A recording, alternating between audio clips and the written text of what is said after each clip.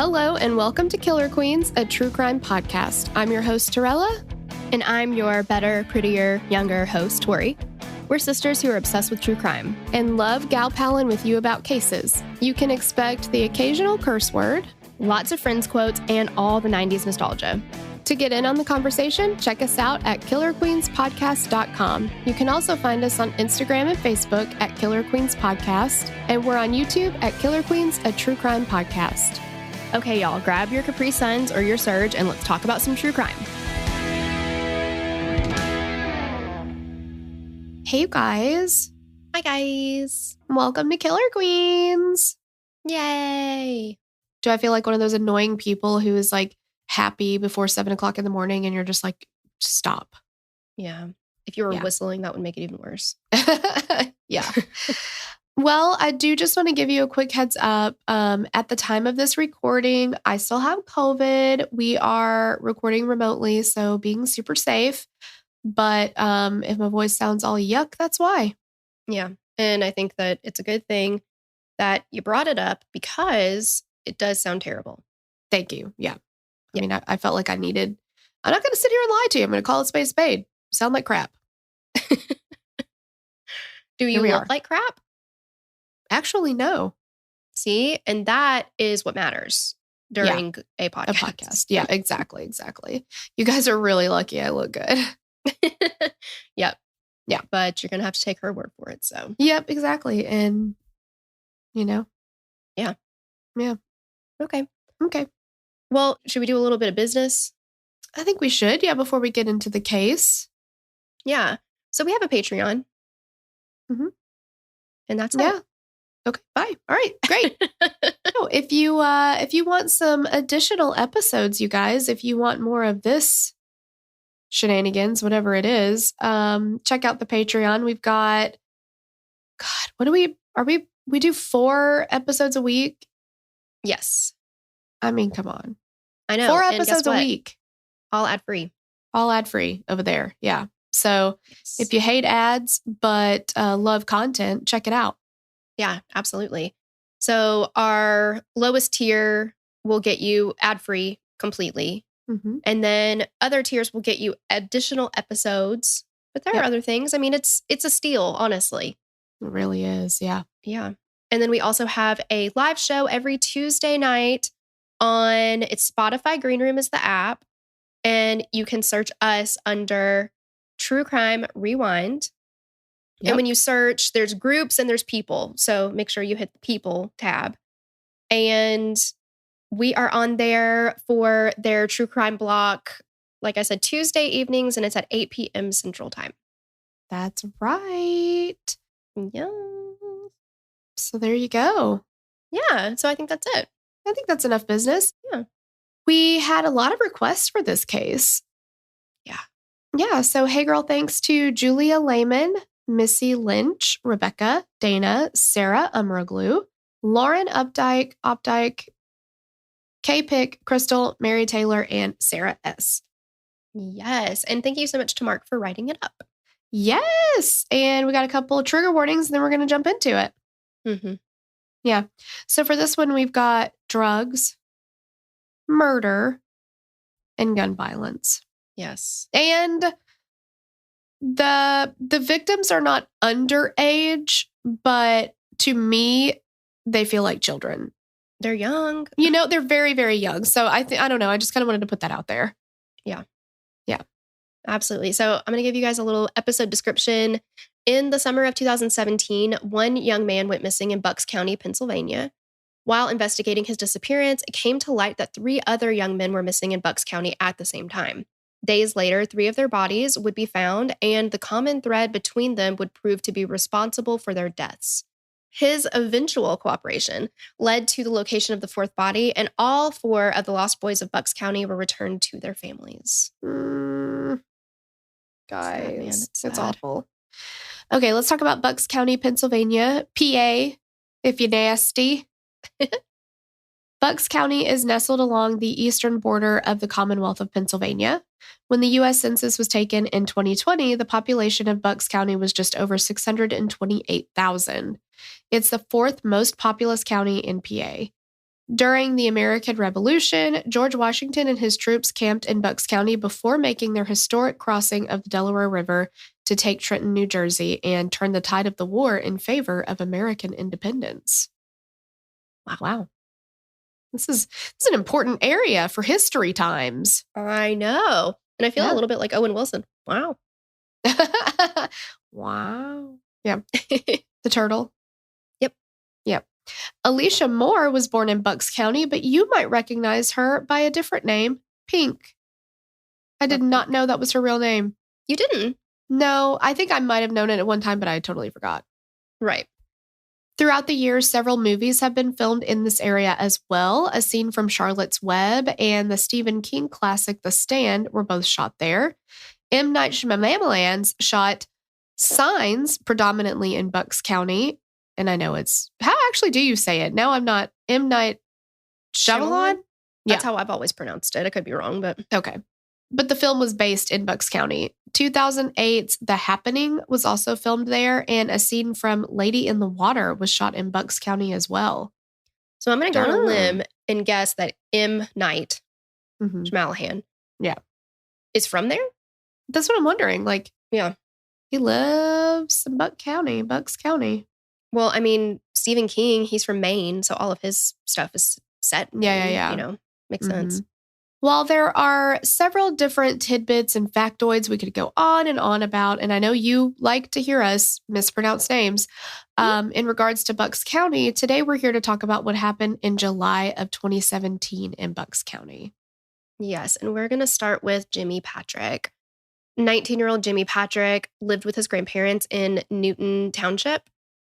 His mother had been dealing with drug abuse issues, and his grandparents were essentially mom and dad from the day he was born. They took him home the day after he was born, and he was with them from that moment on. And that makes me think of Shania Twain. From this moment. Wow. Okay. Okay. Sorry. Can't help it. I mean, you know, that song moves me to tears, so I just can't. I do. Yeah. I know. Sharon and Rich Patrick said that it took a little work and getting used to since they were in their mid-50s with a newborn, but they made it work. They raised Jimmy as their own, and he thrived under their care. Jimmy excelled on the baseball diamond, and he loved the game of baseball. He excelled in high school as well, and he was given a scholarship worth over $50,000 per year to Loyola University, Maryland. And he went through a freshman year at that college. At Loyola, Jimmy was a business major, and unsurprisingly to everyone who knew him, he was excelling there as well.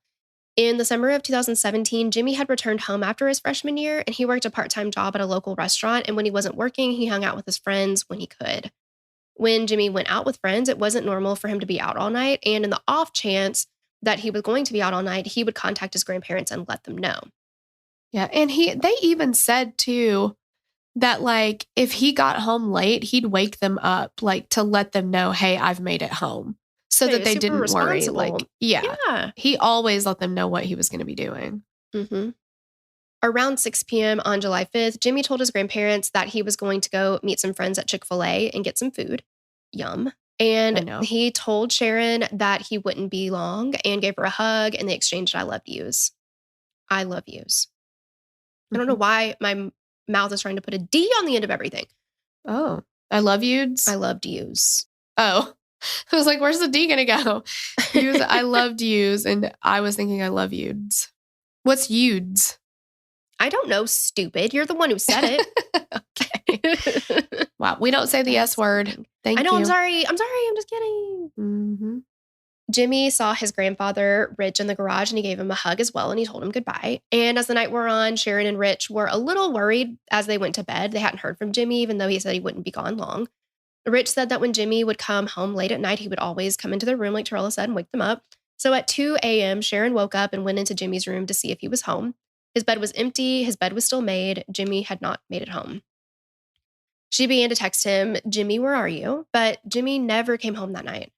Rich and Sharon called the police around noon the day after he went to Chick-fil-A, and they told him that Jimmy hadn't been missing for 24 hours, and they needed to call back later that day. Yeah. So they were like, okay, I'll wait 30 more minutes and call you back again. I mean, it was a couple of hours, but still, like. I know. It's so infuriating. There's something going on. I know. And I just don't, I mean, I understand that he is over 18 at this point, Yeah.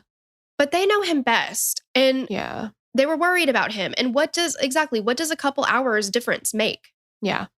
Why can't you start now? looking into, who he was in contact with or whatever. It just, Yeah. frustrating. So they waited 4 hours, and around 4 p.m., Sharon called back. And initially they told her he was probably off somewhere with his girlfriend, possibly parked somewhere in his car. And she told them that his car was in the driveway. So Rich and Sharon said that it was terribly frustrating dealing with the police. They wanted some kind of response, or at the very least acknowledgement.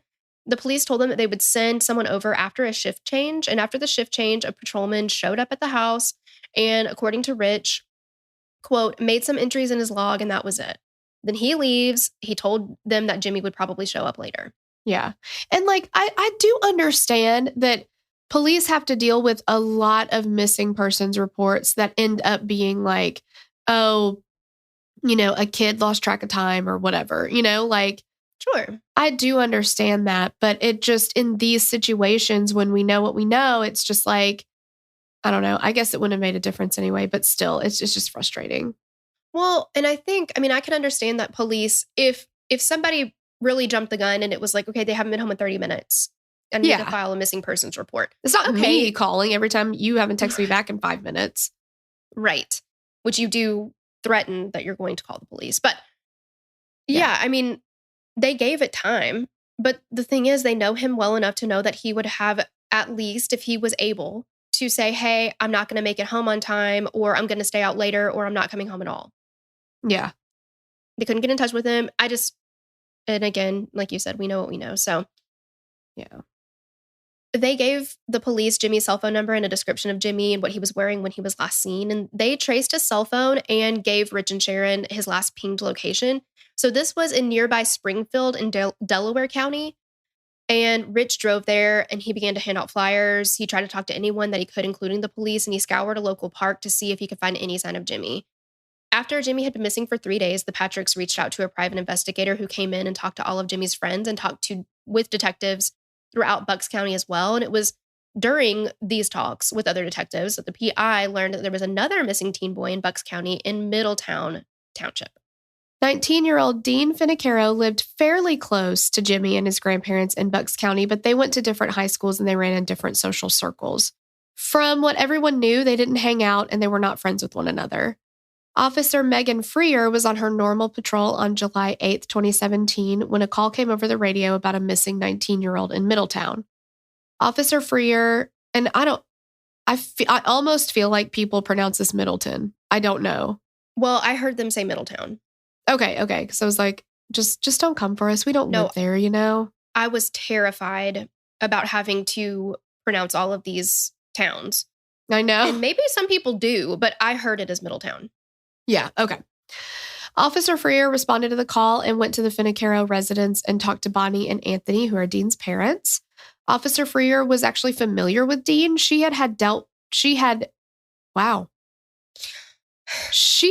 with him in the past. So Dean had been in trouble for joyriding with friends on the streets with their dirt bikes and four-wheelers. And there is video and it is terrifying. I'm like, it's terrifying. Goodness. He's up on a dirt bike, like on just the one wheel and the popping a wheelie, yeah. Okay, yeah, popping a wheelie. Okay. I'm such a loser. I don't know what that is. But because I was like, the top wheel was in the air. Yeah, it's called a wheelie. It was so scary. And he was really going for it. That top wheel was up and down, up and down, up and down. And I was like, he's not going to keep control of this bike. And then other kids were standing on top of the seat.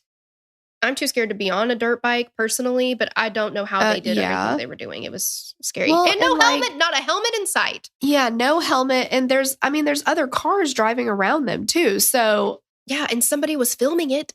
Exactly. It's just pretty crazy. Mm-hmm. But I also get that, there are plenty of people who aren't terrified of that kind of stuff, but it scared me watching it.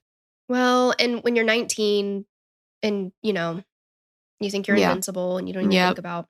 Exactly. So he would get in trouble for stuff like that. It was not, from what we understand, there's nothing that he was doing that was violent.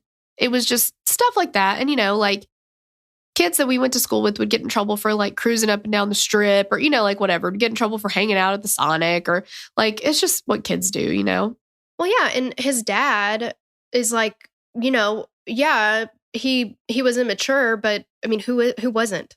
Yeah, he was At 17. 19. I mean. Yeah.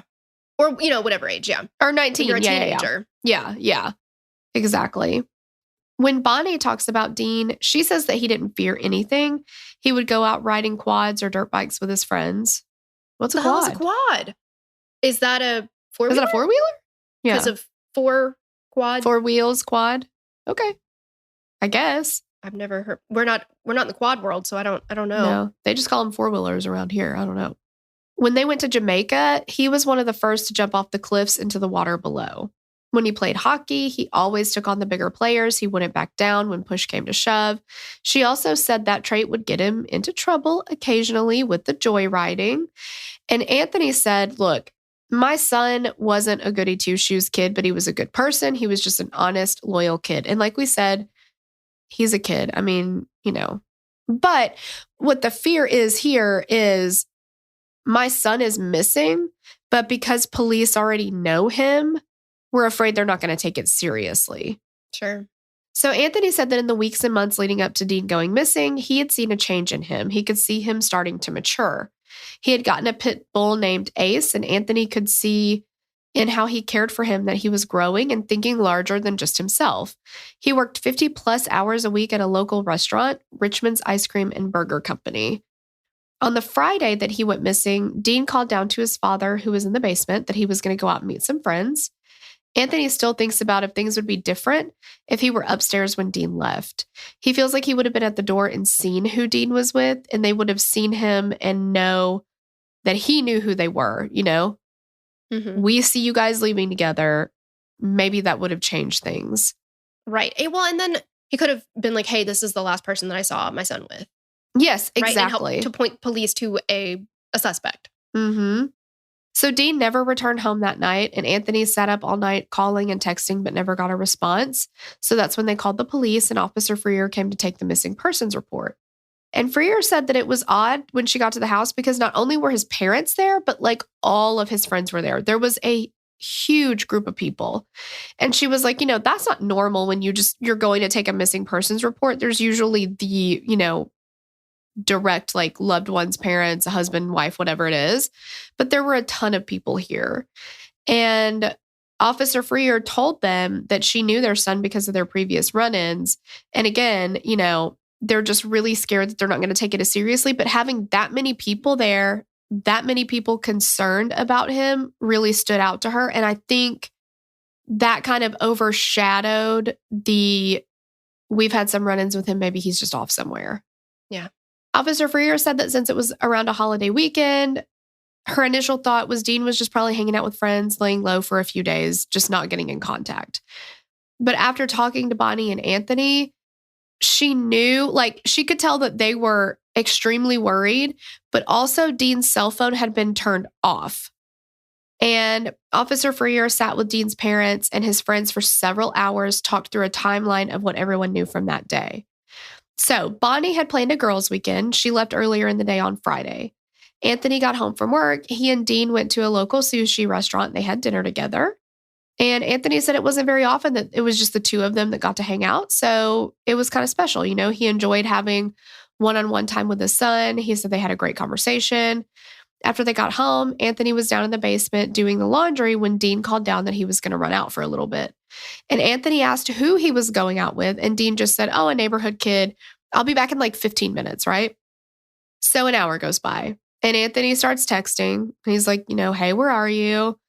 And then it, turns into more time. So he's texting. He's not getting a response. He's calling. He's not getting a response. Anthony ends up calling Bonnie and told her that Dean never came home that night. And then he didn't show up for work the next day. And that is so unlike, like we said, Dean has had a previous history of being immature, but again, 19, not that worrisome, right? That makes sense. Mm-hmm. But when it came to work, he was incredibly mature, especially for his age. Yeah, I exactly. remember walking out of jobs on my lunch break and being like, nope, not doing that anymore. Yeah. Oh, yeah, for sure. 100 times probably. Yeah. Like for me, we were both shit shows when it came to working, but not Dean. He was there and he worked a ton. He did. I mean, he was, I think Bonnie said he was put down for 40 hours a week or whatever. Like, he wanted to be full time, but she said he worked 50, 60 hours every single week. And he always took extra shifts and he was always there. He wasn't late. Like, it's very odd that he's not showing up. Absolutely. So the next day, Anthony calls local hospitals and he starts calling police departments. And after talking to everyone, Officer Freer agreed, okay, there's something going on. So she reaches out to all of Dean's friends, but no one knew anything. There was one friend that nobody could get a hold of, though, and this is Cosmo Dinardo. And Dean's dad was like, who the fuck is Cosmo? Like, I don't know that name. I really resonate with Anthony in the way that he reacts to things. Yeah. I was like, that's exactly what I would say. Who the fuck is Cosmo? Who the fuck is Cosmo? Yeah, because all of Dean's friends that Anthony and Bonnie knew, none of them, Dean hadn't contacted them and been like, hey, we're going to meet up or whatever, So all of them were like, I don't know. I didn't have any plans to meet up with him. So the only person, and this is somebody that's on his Facebook contacts list, is Cosmo Dinardo, but we can't find him. Right. Absolutely. Ugh. Thomas Mayo was 21 years old and he went missing in July of 2017. And his mom, Melissa, often sits and just thinks about when her son was younger. When she does, she can feel his arms wrapping around her and she can see him as a young boy running around the playground full of energy. You guys, this is tough. I mean, oh yeah. I don't know. Again, every single case is really difficult, but hearing parents talk about their children and I feel like you think about really young kids being vulnerable to stuff like this, but you don't think about, your 19, 20, 22-year-old son. Mm-hmm. Really? I don't know. I guess you just don't think about them as being in danger as much. Right. I would think, I'm not a parent, but I could understand if once you get your children to a certain age, you kind of breathe a sigh of relief. Oh, we made it, Yeah. We made it to here. Exactly. And it's I don't know. And hearing that Jimmy was going to Chick-fil-A. Now we're going to find out later that's not what happened, but it's there can't be a safer place in the world, right? Oh yeah. Chick-fil-A. And then he never comes home. Chicken. Exactly. So I'm just okay, well, add Chick-fil-A to the list of shit that I don't want my son to do by himself. I know. I mean, when we did was it Hollywood? Who was it? One of the mass shooting episodes. It was just awful. But yeah, one of the places that we had to add to was the grocery store. We had to add craft stores. Yep. Oh yeah, this was DC Snipers. DC Snipers. That's exactly what it was. Home Depot. Yeah. Yes.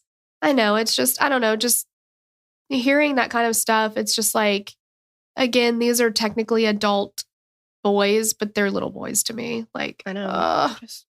Yes.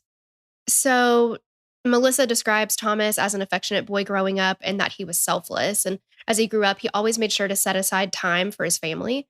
If he hadn't spent much time with his mom, he would go out of his way to have breakfast with her or specifically set aside time to hang out with his younger sisters.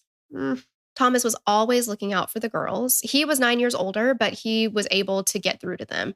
When his sister Gabriella had something going on in her life, it was Thomas who she confided in. He graduated from Ben Salem High School and attended East Stroudsburg University for a year. After that year, he took a year off to figure out what he really wanted to do with his life. And during that year off, he began working at a construction job. And in the months leading up to Thomas going missing, he was working a second job at a local gas station as well. Melissa said that Thomas never judged people and that he was so curious about everything and loved asking questions. When he was working construction, Thomas wasn't alone. He worked with his best friend, Mark Sturgis. Mark's father worked with the construction company as well. And Thomas and Mark were so close that they finished each other's thoughts and their personalities balanced each other out perfectly. Thomas was small in stature, but he was extremely outgoing. And Mark Sturgis was physically much larger, but he was also more shy. Mark had recently moved into an apartment that had been set up at his father's home in Pittsburgh. His parents said that he lived his life as a peacemaker, whether he was at home or school. He was just trying to help people. And at school, he was the one to step in when people were about to fight and try to stop it. Since he was much larger than most people in his class, it was usually easy for him to stop anything before it started.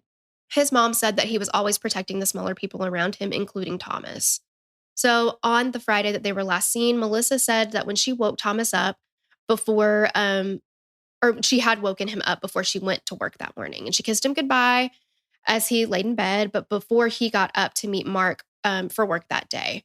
So after their day at work, Thomas went back home and he shared a bowl of mint chocolate chip ice cream with Gabriella, who was the last family member to see him alive. That is precious. I know. His little sister. The love that he had, because kids, siblings, they go through some rough patches with their other siblings, right? Like sometimes. Yeah. But it seemed like they were just so close, especially despite a huge age difference. Yeah, that's a big age difference. And to still be that, like, yeah. Mm-hmm. I mean, like, Andrew is 4 years older than his little sister. And he was like, I didn't have shit to do with her for like 18 years. Like, he was just like Caroline would be like, can I hang out with you? And he'd be like, no, get away. Like, he was so mean to her.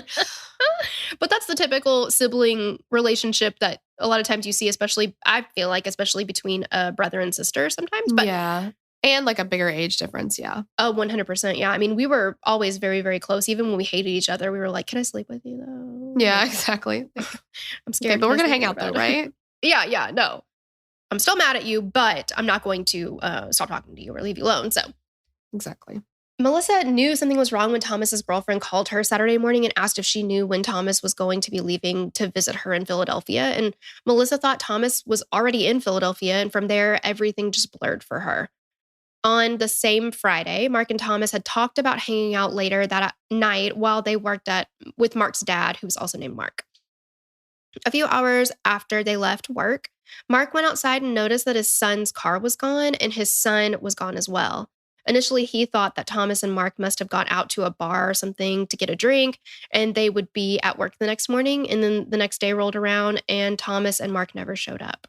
Okay, so now we've got 4 young men missing. Mm-hmm. My God. So now we go back to Officer Freer, who has started to try to unravel the question that Dean's dad had. Remember, who the fuck is Cosmo? Because we still don't know. Dean's friends told her that Cosmo lived in Bensalem, which is a township in Bucks County. From there, Freer called the Bensalem Police Department, and they were able to give her basic details about Cosmo: his name, address, date of birth, vehicle registration, all that. So Cosmo was 20 years old. His family ran 2 successful trucking companies in Bucks County. With that info, Freer Googled Cosmo and obtained 2 addresses that belonged to the family. I'm sorry, why couldn't the police department give her the addresses? Why'd she have to Google them? I have no idea.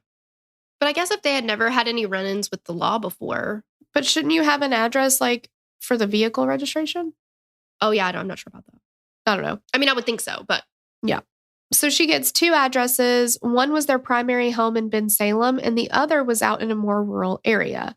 So Freer then contacted the phone carrier and asked if they could give her the location that Dean's phone was last used. They told her that this was in Solbury Township, which was the area where the Dinardo family owned that rural piece of property. So Freer is starting to think, all right, maybe Dean and Cosmo were out on his family land together. Next, Freer met up with an officer from the Solbury Police Department, and they made the trip out to the Dinardo land around 1:30 a.m. And Freer worked the 7P to 7A shift, so this is her pride blibe, you know? Yes. The officer that she met with said that upon initially talking to Freer, he could tell that she had what could only be described as, quote, that police instinct. And she thought that there was something more to the situation than just a missing person. So again, because we're talking about a teenage boy, the initial reaction that most police are going to have is he'll turn up, give it some time. But she was like, man, there's something going on here, you know?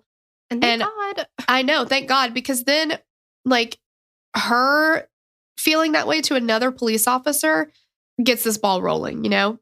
Mm-hmm. So the 2 officers arrive at the Dinardo property just after 2 a.m. And after driving for a bit, they came across a house on the property. And this is a huge property. Like, you can't just walk around the property. You've got to drive it. It's big. The house was in disrepair and was clearly not being lived in. There was paint chipping everywhere, and the screen on the front door was coming off.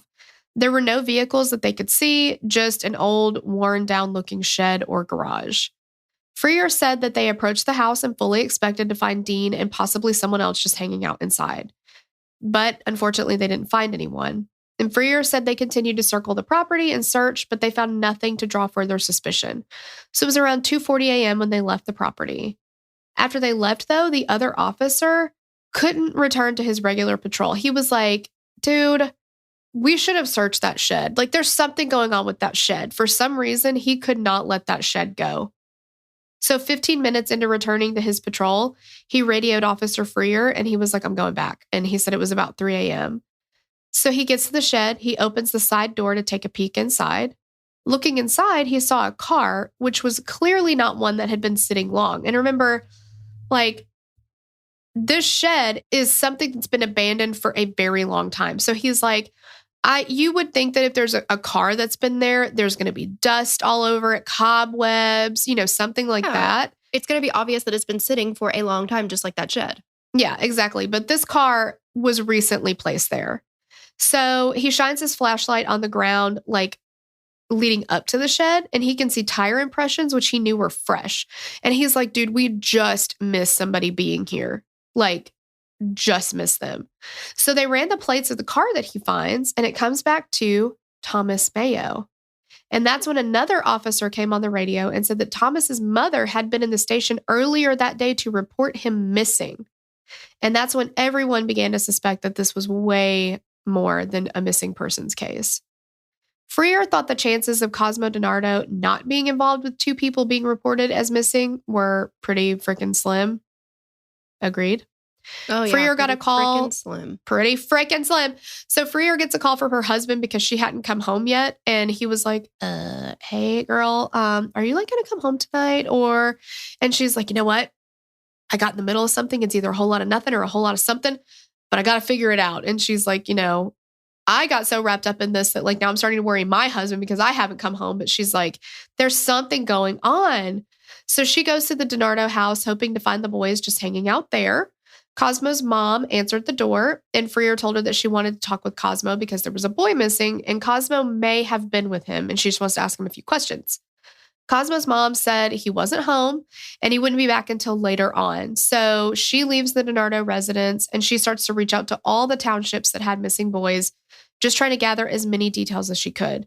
So she's starting to put everything together. And she connects the dots that there are 4 people missing in Bucks County. So we have Jimmy, Dean, Tom, and Mark. And with all this coming to light, agencies from all over the county got together and they laid out everything they had to see how their cases could be connected. Which again, I feel like we shouldn't have to give them props, but we do have to give them props because I feel like there are so many cases that we've looked at that people have been like, not related, not related, not related. Yeah. Like, I'm not going to give you any information, not related. Like, but they're doing what they can to get all this information together. Well, yeah, so in different county or I don't know, township police departments and things like that. Sometimes they wouldn't want to work together. Nope. But it sounds like they are. So exactly. It's, good on you, Bucks County. They returned to the shed where Tom's car was and found that it was unlocked. There were no signs of a struggle or anything. It just looked like it was casually parked there. Investigators found the keys and the title to the car pinned to the wall, which stuck out as extremely odd. Like, why would Tom leave that there in this random shed? Upon searching the car, though, they found something else that worried them. Tom was diabetic, and they found his insulin and like his whole kind of diabetic kit in the car. And it had been almost 48 hours since he had had his insulin. And they said that literally Tom never went anywhere without this kit. He was extremely diligent about taking his medicine. If he was going to walk from here to right over there, he had it with him. Like, he did not leave that behind. And they knew that if Tom was still alive, his time was limited because he didn't have his medication with him. At this point, though, the Patricks were not convinced that Jimmy's disappearance was linked to the other 3 missing boys because they didn't recognize any of the other 3 boys' names. They're like, these aren't friends of him.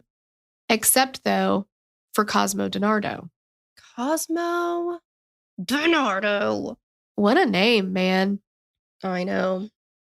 So, Officer Freer received a call from Dean's parents and said that they had more information they could give her.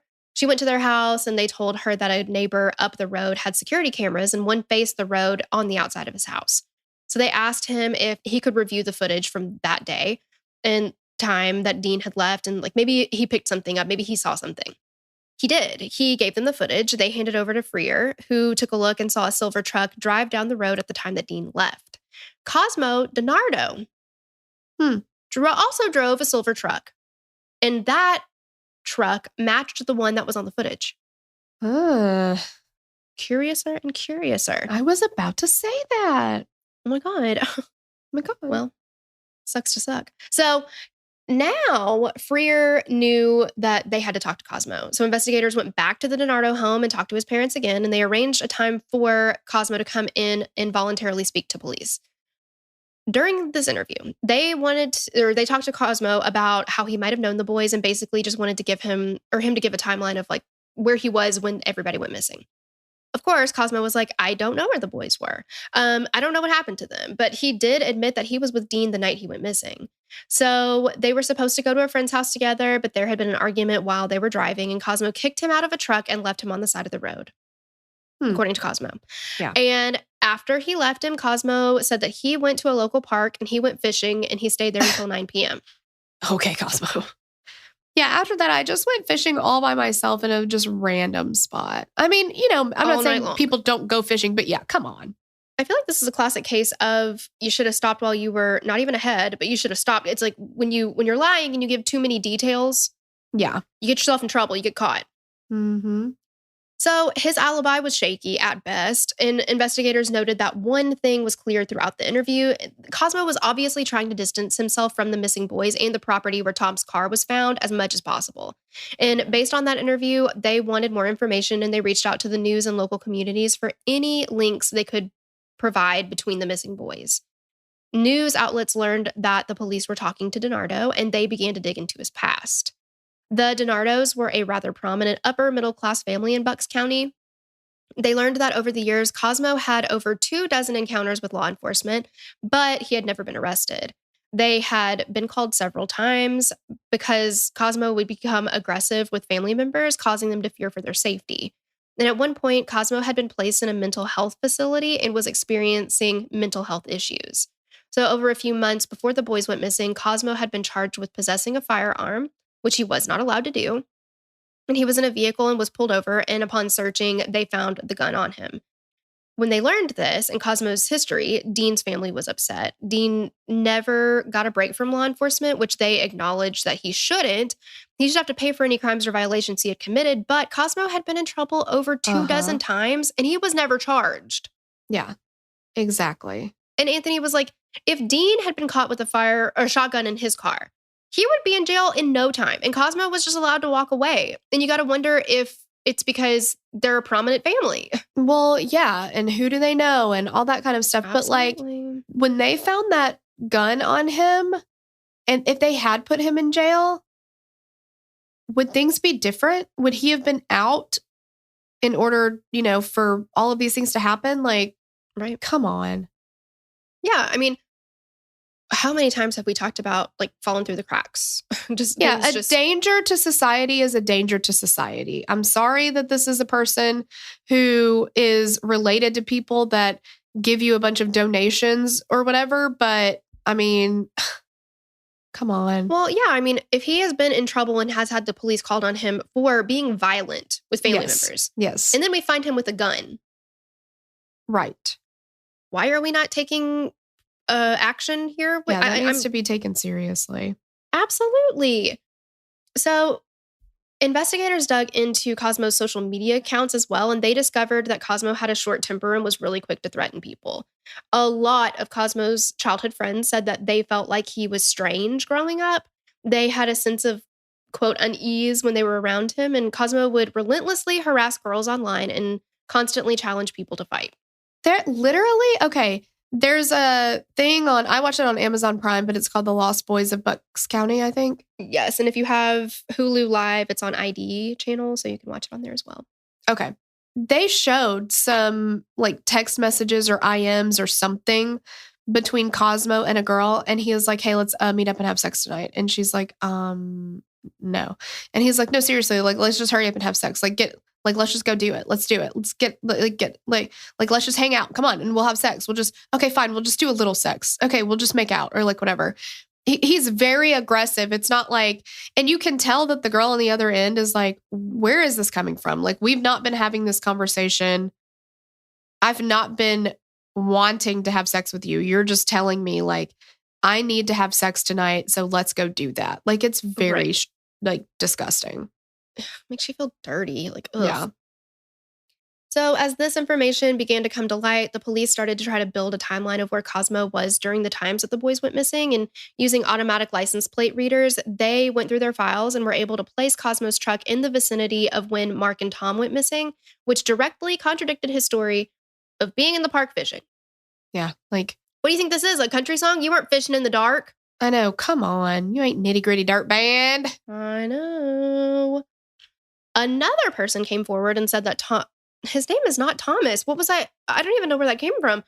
Cosmo was trying to sell a car that was identical to Tom's car, which was found in the shed of his family's property. So with that information in hand, investigators obtained a search warrant for the Dinardo property and began to search for any signs of the missing boys. Now, like we talked about earlier, this property is big. Yeah. It's 90 acres. So this is a slow process. As this was happening, they arrested Cosmo on a refiled weapons charge and held him on a high bail to hopefully keep his family from bailing him out. And that ended up being $1 million. Yep. $1 million. They go to an old barn on the property and found that there was blood pooled on the ground as well as splatter on a ladder. Splatter on a ladder. I know. It's like Blanche on a ranch. Sorry, I was not expecting the sound of that coming out of my mouth. Yeah, yes, it does. It sure does rhyme. Yeah. So with that in mind, they knew that they had an active crime scene and a scene where a horrific crime had taken place, judging from the blood that had been found. Yeah, because they said that like the amount of blood that they found was enough to put a person or persons in very, very grave danger. Like, this is not a little bit of blood. This is a lot of blood. Yeah, it's not like Cosmo just cut his finger. Yeah. Like, oh, here's some blood. Yeah. It's telling. The four boys' families began to wait at the farm as police searched, and they got a group together and they just waited. And it was during this time that Anthony got a message from Verizon saying that a line on his account had dialed 911, and it was Dean's number. Oh my gosh. Awful. And he was like, it took my breath away. And he was like, I think Dean was trying to reach out and get help. Yeah. Anthony reached out to the police and they told him that they knew about the call because they were the ones who placed it to identify who the phone belonged to. They found Dean's phone in a field on the Dinardo property. Anthony was beyond heartbroken. Can you imagine? Because like you hear that and you're like, there's no other explanation for this, right? Other than Dean tried to call 911. Like, he's alive and he needs help. And then the police are like, hope. Yeah. And they're like, well, actually, we called 911 to get the caller ID information from it. And I'm like, oh, man. Also, I didn't know that's how they did that. I didn't either. But it inflated him with hope, and then he was immediately deflated. Yeah, like within 5 minutes. Like, nope. Yeah. So sad. By this time, the Patricks were on the farm too, even though they still had their suspicions that Jimmy's disappearance wasn't related to the others. They thought his phone had last pinged in Springfield, Delaware County. But as they were there, an officer told them that that was incorrect, that Jimmy's phone last ping was the same as the others in Solebury. At this time, Cosmo was released from Bucks County Jail when his family posted the 10% required for his bail, which was $100,000. $100,000. $100,000, yes. Yeah. I'm using the olden days. Oh, yeah. Right? Like $1 and $50? Yeah. Yes. No, $100,000. Shut up. On Wednesday, July 12th, the search teams zeroed in on a pile of rocks and earth that had been recently disturbed. And as they dug, they found vegetation that was much lower than it could have normally survived. As they kept digging, the smell of gasoline overpowered them. And again, that indicated to them that they were on the right track. Okay, so they go back, they rearrest Cosmo again for stealing Tom's car. This time his bail was set at $5 million. So they're trying to make it so that the family is not going to pay the bond. Yeah, because they would have to pay $5,000 and $1,000. Yeah, and 100 and 1,000. Yes, exactly. Yeah. With Cosmo back in custody, the dig continued. After several hours of digging with shovels so as not to disturb any evidence, their shovel struck metal. It was a large metal oil tank. Beneath that, they discovered a blue tarp. So 12 feet underground, next they discovered the bodies of Tom, Dean, and Mark. All three had significant traumatic injuries and burns on their bodies. So 3 boys had been found, but Jimmy was still missing. That's when Cosmo's attorney and investigators struck a deal, which I'm like, bleh, but I know. Cosmo offered to tell them where Jimmy's body was if they took the death penalty off the table. This is a deal I can live with. I can live with it, but it also really shrinks my hat because it twists my tatas. I don't like it. Yeah. Well, I'm serious because I don't understand how somebody who has literally no regard for human life is like, I don't want to die. Please don't let me die. I do not want to die. I know. You didn't give a shit about anybody else. Exactly. It's very frustrating. But I feel like at least he'll still be, I was really worried that, they were going to try to strike a deal with him and be like, we'll give you second degree or I don't know. Like, so that you're not going to spend, life in prison or whatever. I'm like, okay, if you're going to take the death penalty off, I guess I'll go for that, especially if we can find his body. And I'm on the fence about death penalty, honestly. Like, I don't know how I feel all of the time with it, but it just drives me crazy that people who think nothing of taking other people's lives have such a high regard for their own. It's exactly. A little ironic to me. A little bit, yeah. So they offer him the deal, and he told them where to find Jimmy. Cosmo then recounted how each boy was killed. He said that he was going to meet Jimmy, and he was going to act as a middleman between Jimmy and another person who was selling marijuana. So when they got to the farm, Cosmo told Jimmy to give him the money so he could count it. He says Jimmy was supposed to have $8,000, but he only had $800. I don't believe that. I don't believe it either. Look, where the fuck is Jimmy going to get $8,000? Like, come on. He's 19. He's working. He's working a job, and I'm sure he worked hard and worked well, but I could get it, but I don't walk around with $8,000 that I can just spend at any time. Exactly. That's ridiculous. Yeah. So he said they're sitting there, and Cosmo told him the deal wasn't going to happen, but he was like, I can sell you a shotgun instead because you don't have enough money for this weed. So they get out of the truck, and Cosmo hands him the shotgun to look at it. And as he turned around, Cosmo shot him. And after he shot him, he went and got a backhoe and dug the hole where he buried Jimmy. He put his body in, said a prayer, and filled it with dirt. It really, again, twists my tatas that he said a prayer. Yeah. What gives you the right to say a prayer for him when you're the one who fucking shot him? Yeah, a little late for that, dude. Yeah. 2 days after Jimmy was murdered, Cosmo called his cousin Sean Kratz from Philly to come to the farm. Sean had some minor run-ins with the police, but nothing violent. That Friday, they went to pick up Dean under the pretense of a drug deal. Sean was supposed to rob and kill Dean in the woods, but he didn't follow through with it. So Cosmo has now had this bright idea. I can meet with people and tell them I'm going to sell them drugs, and then I'll just fucking kill them and take their money. It's heinous. So he essentially killed Jimmy for $800. Mm-hmm. And Sean is supposed to follow through with this, and he's like, I couldn't do it. So they end up at a barn on the property. They were looking at a Vespa that Cosmo had. Dean went to walk out, and Cosmo says Sean shot him several times as he walked away.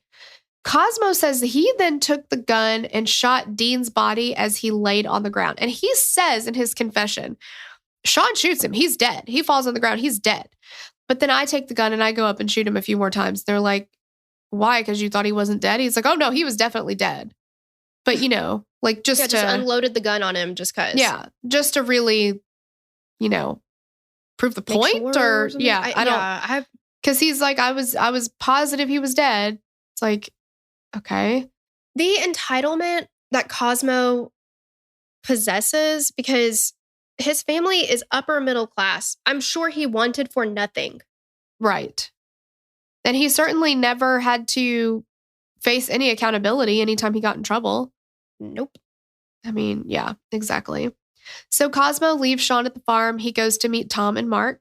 They followed Cosmo back to the farm. And after they got there, they got out of the cars, and Tom and Mark could tell something was wrong. As they turned their backs on him, Cosmo pulled out his gun. He shot Tom in the back. That dropped him to the ground. Cosmo turned to Mark and unloaded the rest of the gun on him. Tom was laying in the driveway screaming because the bullet had not killed him. It had paralyzed him. So he was saying, like, I can't feel my legs. I can't feel my legs. Sean put his head in his hands and he watched as Cosmo went to get the backhoe since he was out of bullets at this point. Because they're like, why not just shoot Tom? And he's like, well, I ran out of bullets. I unloaded on Mark because he was really big. He used the backhoe to drive over Tom, which killed him. That's horrific. Just the senselessness and the callousness. Yeah. Well, I have to finish him off. So any way possible, right? My gosh, it's awful. Mm. So they placed the bodies in the large oil tank and they lit them on fire. They left the farm and they went and had some cheesesteaks because, I mean, you're certainly going to work up an appetite, right? Sure, yeah. Yeah. Cosmo started crying at this point of his confession, and he's like, I don't know why I did it. I threw my life away. Again, he's crying for himself. No, I don't know why I did this. I've thrown my whole life away now. Sorry, yeah, Cosmo. he doesn't give a shit. Well, and the thing is, when he was being interrogated or he was confessing, the way he talks about what he did, he's got a very smug nature about him. It's almost like he's bragging and he's kind of chuckling. I mean, almost when he's describing what he did. Yeah, definitely. I mean, the only person he feels sorry for is himself. There's just... Absolutely. Yeah. With his confession and detailed account of what happened, the police next set out to find Sean Kratz. They began to search and quickly found him and brought him in. He, of course, denies shooting Dean. He said that he was in the car when Cosmo and Dean went inside, and then Cosmo came out by himself. So he says he had no idea any of this was going on, right? Investigators kept pushing Sean because they suspected he wasn't telling the whole truth and that he had more of an involvement than he was letting on. They kept pressuring him, but he stuck to his story for almost 9 months. It's a long time. Yeah, that is a long time. Later, Sean said that Cosmo came up with the plan for Sean to rob and shoot Dean in the woods after driving him out there on a four-wheeler. Sean said that he told Cosmo he wanted to go home, but Cosmo wouldn't take him. Sean didn't shoot Dean in the woods like Cosmo told him to, which made Cosmo mad. As they were in the barn later, Dean went to leave, and as he did, Cosmo motioned to Sean to shoot him. So Sean said he pulled out the gun and aimed it, closed his eyes, and fired. And he said that he did that because he thought Cosmo would hurt him, his brother, or his mom, so he was afraid. Cosmo was charged with 4 counts of criminal homicide, conspiracy to commit criminal homicide, abuse of a corpse, and 12 other charges. He pled guilty to all charges and was sentenced to 4 consecutive life sentences without the possibility of parole. Sean Kratz was convicted of first and second degree murder and voluntary manslaughter and was sentenced to life without the possibility of parole as well. It's just so unnecessary. It's so senseless because how many times have we discussed the ripple effect? But, and I'm not saying that Cosmo or Sean should have pity. Like, nobody should pity them because look at what they did. Yeah. This is one of the rare cases where I'm like, no, I believe that Sean was scared of Cosmo. I do. Because Cosmo was a fucking loose cannon and he would just rage out on people. Yeah. So I don't doubt that he was scared of him. Yeah. But now we've got 4 young men that have passed away, lost their lives. They could have gone on to do so. I mean, why they were so young? There was no reason for it, for like we said, a couple $100 or something. Right now, Cosmo and Sean, and who knows what they would have gone on to do if this had not happened. I don't know if Cosmo would have been the same path that he would have gone down if it didn't happen then.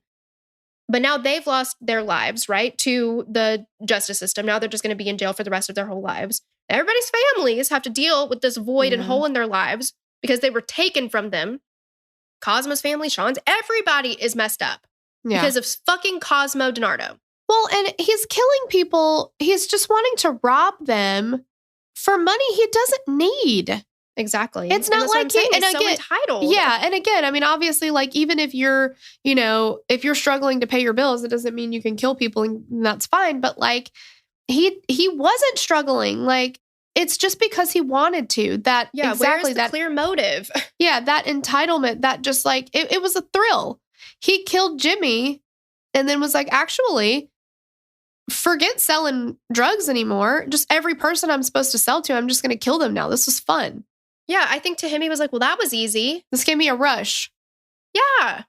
Yeah, but dude, you're killing people that you have ties to. Mm-hmm. You're going to get caught. Like, killing people is killing people. Like, there's no like greater degree or less degree, whatever. But shooting people, it takes away a little bit of a personal effect to it. Like, it's not you going up and strangling someone or something like that, because that is incredibly personal to do to someone, right? Yeah. But when you up the ante by taking a backhoe and running over somebody when they're still alive and begging for their life.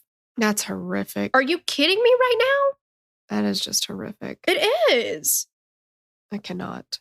So at the beginning of watching The Lost Boys of Bucks County, I was like, oh, Cosmo Dinardo, that's kind of a cool name.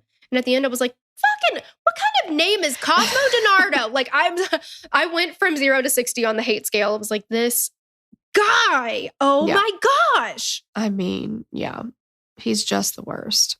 Yeah. Just because he thought it would be fun, essentially. Take up knitting, dude. Like, come on. I know. Get a fucking actual hobby that's not killing people. That's just terrible. Like, yeah. You know, it's fun building Legos. It is really fun, but it can be quite pricey, but it's worth it. Yeah. I mean, you build something and you're following those instructions, the sense of accomplishment, man. I mean, come on. Nothing like it. No. Mm-mm. Get your adrenaline up in no time. Totally. Yeah. Yeah. Just whatever, dude. And then you can display it. Exactly. You can tell everybody, hey, everybody, see how good I am at Legos. Mm-hmm. See? I agree. Win-win. Exactly. Yeah. Yeah. I mean, anything else, dude. Literally anything else. But anyway, let us know what you guys think. Yeah, let us know. Do you think Sean was scared? Do you think he was in on it and willing? Like, what do we think? Yeah. Were the sentences for each of them justified? I think for Cosmo, yes. I guess it depends on what you think Sean's level of involvement was. Yeah. And if his are too harsh or not. But yeah, just let us know. But thank you guys so much for listening, and we will catch you on the next episode. Bye. Bye. We'd love to hear your thoughts on this case. Connect with us on Instagram or Facebook to continue the conversation. Thanks for listening, and we will meet you back here next week. Bye. The theme song for the show is created and composed by Stephen Toby. You can find more of Stephen's work on SoundCloud. Our logo was created by Sloan Williams of Sophisticated Crayon. You can find more of her work on Etsy. Visit us at killerqueenspodcast.com for merch and other info about the show.